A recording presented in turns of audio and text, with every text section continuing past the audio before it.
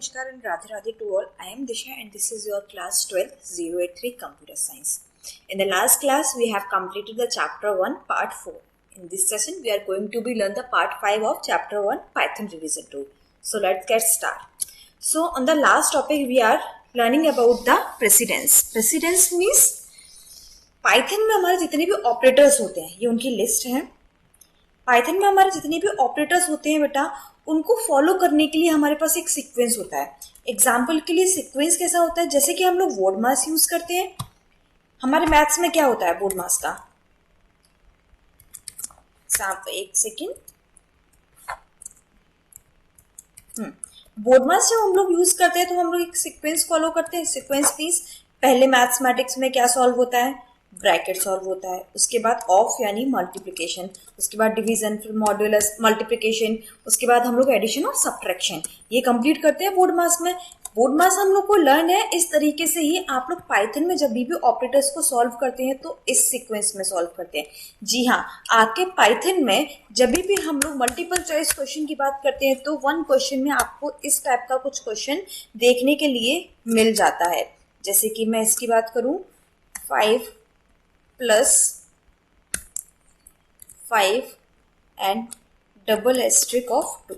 आपको ये सॉल्व करने के लिए बोलेगा इसका आंसर क्या होगा. तो जब तक आपको नहीं पता होगा कि इन ऑपरेटर का मतलब क्या होता है और इन ऑपरेटर में से सबसे पहले कौन सा ऑपरेटर सॉल्व होगा तो आप इस क्वेश्चन को सॉल्व नहीं कर पाओगे.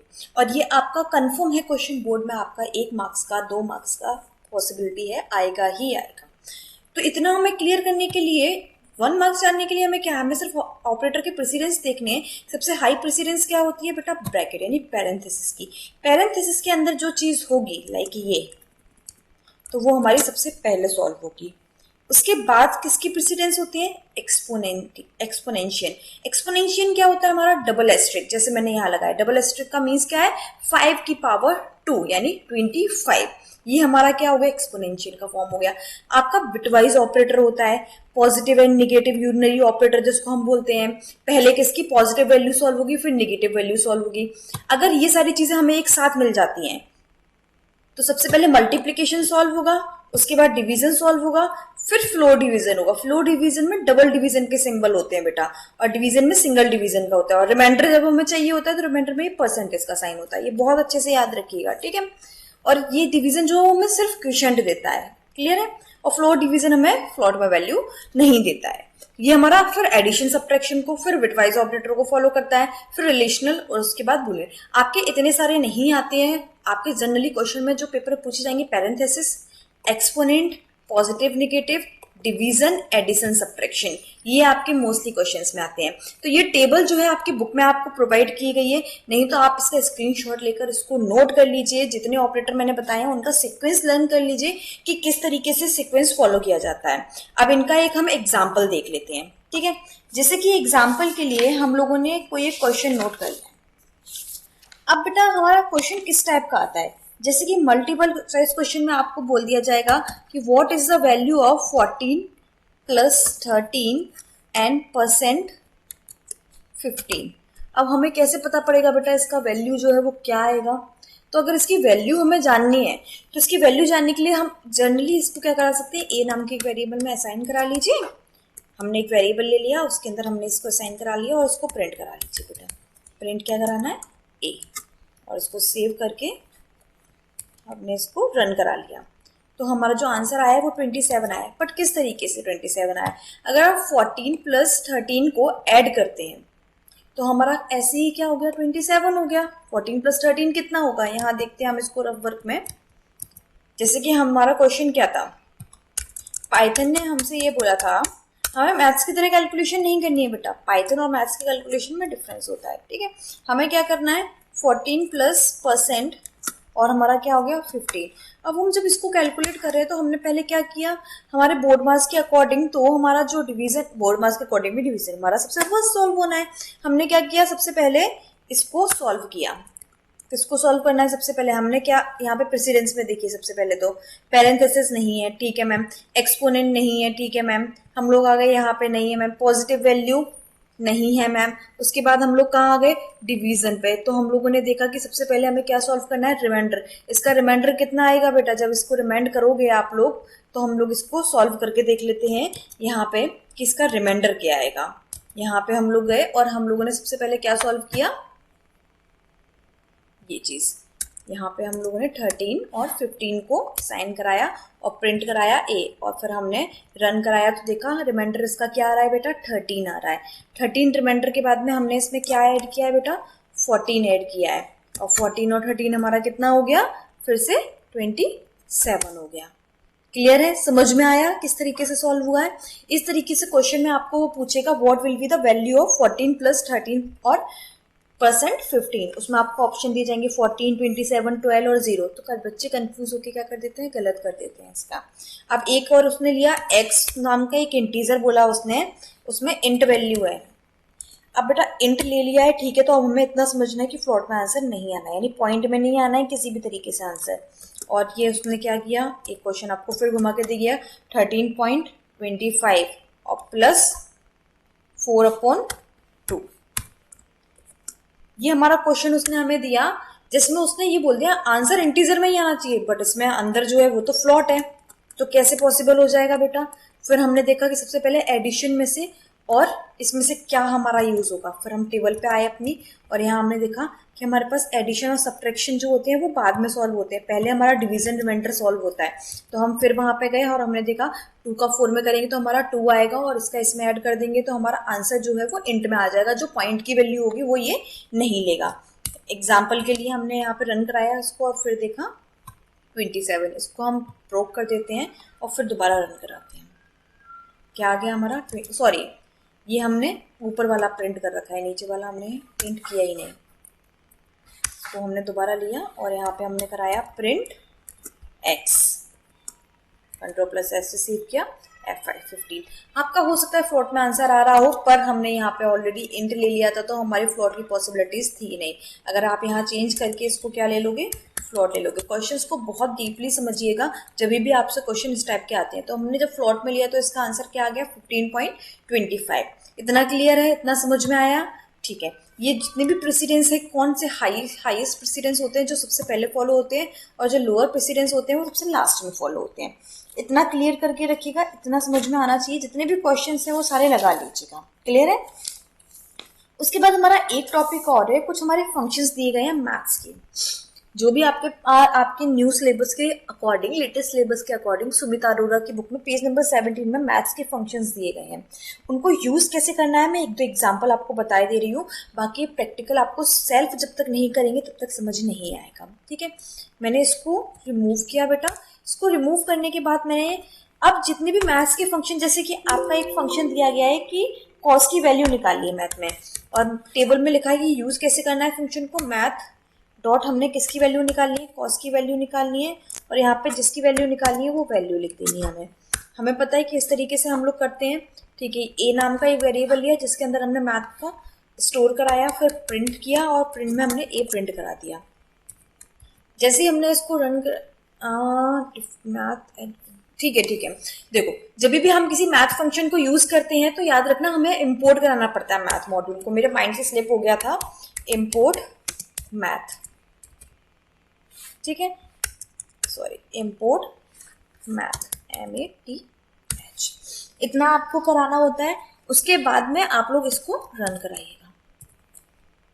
ये हमारा आंसर आ गया। किसका आंसर आया, cos 90 का आंसर आया हमारा। ये क्लियर था हमारा। इस तरीके से आप जितनी भी वैल्यू दी गई है, जैसे कि मैथ, आप इसमें लिख दीजिएगा log 10 की वैल्यू निकालनी है हमें, जैसे कि हम लोगों ने यहाँ लिखा log, ये फिजिक्स में भी आपके इंक्लूड हो जाते हैं, log 10, और यहाँ पे हमारा क्या हो गया 1.0 की वैल्यू हमने निकाली, ठीक है।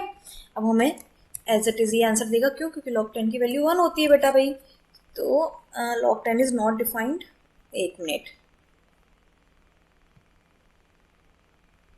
मैथ, एक सेकेंड, मैथ का मॉड्यूल यहाँ पे हमने मिस कर दिया, मैथ और डॉट log 10। इतना क्लियर हुआ, ठीक है, सारी चीज़ें सही हैं। हमने इसको फिर रन किया और F5 पे 0.0, ठीक है। इतना क्लियर हो गया हमारा। ओके, आगे बढ़ते हैं हम लोग इसके साथ में। इसके बाद में और कुछ फंक्शंस आपके दिए गए हैं, जैसे कि आप लोगों को पावर निकालनी हो तो पावर हम किस तरीके से निकालेंगे, तो 3 की पावर 0 लिखनी हो तो पावर के लिए हम लोग किस तरीके का फंक्शन यूज करते हैं, math dot P O W. जैसे कि यहाँ पे हमने लिखा पी ओ डब्ल्यू, और यहाँ पे आप जिसकी भी पावर निकालना चाहते हैं वो आप यहाँ पे मेंशन कर दो। जैसे कि मैं 3 की पावर 0 निकालना चाहती हूँ तो मैंने यहाँ लिया 3.0, और उसकी पावर जो होगी वो हम स्लैश वो कॉमा लगा के यहाँ लिख देंगे 3 की पावर 0, और प्रिंट करा दो ए। तो हमारी 3 की पावर 0 कितनी आ जाएगी, से क्लियर है इतना। ये हमारे कुछ मैथ्स के फंक्शंस थे जिनका यूज हम लोग एज इट इज नहीं करते हैं, पर कभी प्रोग्रामिंग में हमें जरूरत पड़ती है पावर निकालने की, तो इतना याद रखना है हमें कि हम इस फंक्शन के थ्रू मैथ की पावर निकाल सकते हैं, किसी भी एलिमेंट की पावर निकाल सकते हैं। और मैथ का कोई भी फंक्शन यूज कर रहे हो तो आपको इंपोर्ट कराना पड़ेगा मैथ मॉड्यूल, उसके बाद ही आप यूज कर सकते हो। इतना क्लियर है, इतना समझ में आया। थोड़ा सा आगे और बढ़ते हैं हम लोग। उसके बाद में अगर हम लोगों को बेटा फैक्टोरियल निकालना हो, ग्रेटेस्ट कॉमन डिवीजर निकालना हो, तो वो कैसे निकालेंगे, वो भी हम सेम तरीके से निकालेंगे। जैसे कि एग्जांपल के लिए हम लोग सिर्फ यहाँ पे उसको चेंज करेंगे। यहाँ पे हम लोगों ने लिखा, जैसे कि मुझे ग्रेटेस्ट कॉमन डिवीजर निकालना है तो मैंने जीसीडी लिखा, और किस किस का निकालना है, लाइक 8 का और 6 का निकालना है। मैंने यहाँ पे मेंशन कर दिया। मेंशन करने के बाद आप इसको सेव करके रन कराइएगा, यहाँ पे हमारा 2 आ जाएगा। जितने भी ग्रेटेस्ट कॉमन डिवीजर आपको निकालने हैं आप यहाँ पे मेंशन करके उनको लिख सकते हैं। जैसे कि मुझे 28 और 20 का ग्रेटेस्ट कॉमन डिवीजर निकालना है, F5 से मैंने रन किया, ये इसका आ गया। इतने सारे मैथ्स के मॉड्यूल आपकी बुक में दिए गए हैं, उनका प्रॉपरली एक बार बेटा प्लीज अच्छे तरीके से रीड करिएगा, और रीड करने के बाद उनको ऑपरेट करिएगा। अगर किसी का भी आउटपुट नहीं आता तो जस्ट मुझे कमेंट में या फिर मुझे इंस्टा या टेलीग्राम पे जस्ट पिन कर दीजिएगा, मैं उसका प्रैक्टिकल आपको पर्टिकुलरली कर बता दूंगी। ठीक है, इतना क्लियर हुआ। जीसीडी के बाद एक क्वेश्चन और सिंपल सा है, अगर मुझे फैक्टोरियल निकालना हो तो फैक्टोरियल के लिए हम क्या करेंगे, तो मैथ इंपोर्ट लिया, फैक्टोरियल, फैक्टोरियल किसका निकालना है वो वैल्यू हम यहाँ लिखेंगे। यहाँ पे एक बार में एक ही वैल्यू लिखेंगे क्योंकि जीसीडी में 2 वैल्यू की जरूरत पड़ती है, या 2-3 जितने भी जिसके भी कॉमन डिवीजर आपको निकालने हैं। जैसे मैंने 4 का निकाला, यहाँ पे सेव किया एंड रन किया, तो हमारा 4 का फैक्टोरियल का निकल के आया 24 निकल के आया। अगर 5 का निकालना है, यहाँ पे क्या लिखेंगे, 5 लिखेंगे, और F5 से हमने रन किया। ये हमारे मैथ्स के फंक्शंस थे जो हमारे चैप्टर फर्स्ट के मॉड्यूल के फंक्शन में प्रेजेंट थे, उनका प्रैक्टिकल था। इतना क्लियर करने के बाद में हमारा जो नेक्स्ट टॉपिक होगा बेटा, वो हमारा होगा कंडीशनल स्टेटमेंट का। पर टॉपिक स्टार्ट करने से पहले मैं आपको एक छोटा सा एग्जाम्पल बताऊंगी उसका। छोटा सा एग्जाम्पल कैसे हम लोग देखेंगे, हम लोग के पास कंडीशनल स्टेटमेंट क्या कहते हैं, इफ और एल्स। इसका मीन्स क्या है कि अगर इफ वाली कंडीशन, कोई भी कंडीशन लिखी है A to Z, हमने जैसे ये देख लिया, हमारे पास यहाँ पे मैं एग्जांपल दूंगी, हम लोग जस्ट पहले अभी सिंटेक्स देखते हैं। इफ के अंदर मैंने कोई कंडीशन दी है, अगर वो फॉलो नहीं होती तो हम प्रोग्राम को बोलेंगे कि एल्स वाली कंडीशन फॉलो करो। ये हमारे कंडीशनल स्टेटमेंट होते हैं। अब कंडीशनल स्टेटमेंट का हम लोग एक छोटा सा प्रोग्राम देखते हैं, ठीक है। जैसे कि एग्जाम्पल के लिए मैंने यहाँ पे लिखा, 2 नंबर लिए मैंने, नंबर 1 इनपुट कराया, इंट एंटर नंबर 1, ठीक है। उसके बाद में, सॉरी इनपुट स्टेटमेंट हमने लिया ही नहीं यहाँ पे, इनपुट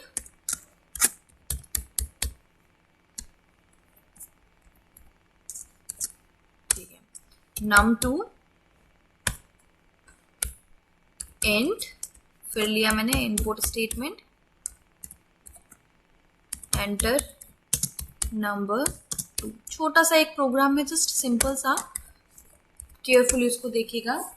उसके बाद मैंने यहाँ एक कंडीशन दे दी कि इफ आपका जो नंबर 1 है, number 1 is greater to number 2। अगर नंबर 1 है जो ग्रेटर है किससे, नंबर 1 से ग्रेटर है, तो उसको क्या प्रिंट कर दो, प्रिंट नंबर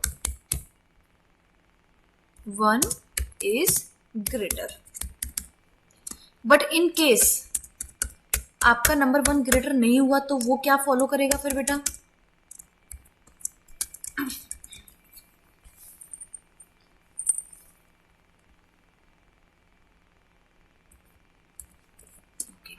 अगर नंबर 1 फॉलो ग्रेटर नहीं हुआ तो एल्स की कंडीशन भी तो हमें देनी है। तो सिंपल सी बात है, अगर नंबर 1 ग्रेटर नहीं होगा तो मैम हमारा क्या होगा, सेकेंड नंबर ग्रेटर होगा। तो यहाँ पे print number 2 is greater. Clear है? ये हमारा खत्म हुआ प्रोग्राम। कंट्रोल प्लस ऐसे सेव किया, F5 से हमने रन किया। पहले हम इस प्रोग्राम को बंद करते हैं, प्रोग्राम किल हुआ, ठीक है। अब हमने क्या किया, कंट्रोल प्लस ऐसे सेव किया और F5 से रन किया।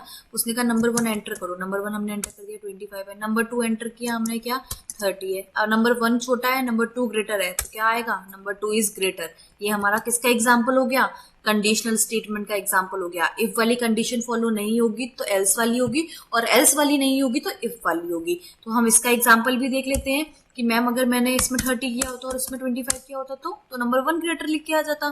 क्लियर है? इतना समझ आया? तो आज के लिए हम इतना ही रखते हैं। नेक्स्ट क्लास में हम लोग कंडीशनल स्टेटमेंट के बारे में सुनेंगे, ठीक है?